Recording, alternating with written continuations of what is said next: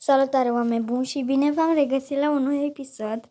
Ei bine, astăzi nu o să facem un roleplay, ci o să facem un challenge. Și challenge-ul acela este să găsim ouă. Dar mai întâi, nu uitați să dați like și subscribe pentru mai multe videoclipuri. Și pentru cei care spun, dar cine ți-a ascuns ouăle? Ei bine, fratele meu l-a ascuns. Așa că acum hai să începem. În 3, 2, 1.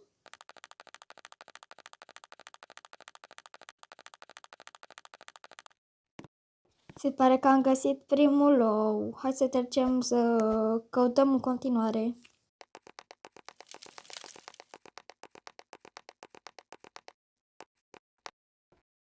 Se pare că l-am găsit și pe al doilea ou. Hai să continuăm să căutăm.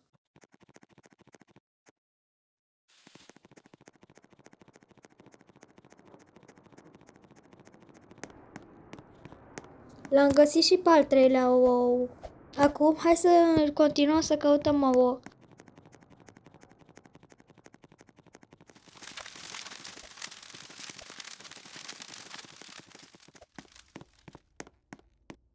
Am găsit și al patrulea ou.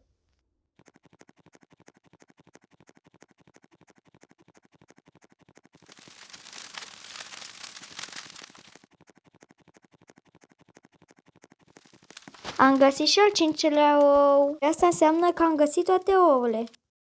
Sper că v-a plăcut episodul. Dacă v-a plăcut, nu uitați să dați like și subscribe. Pa!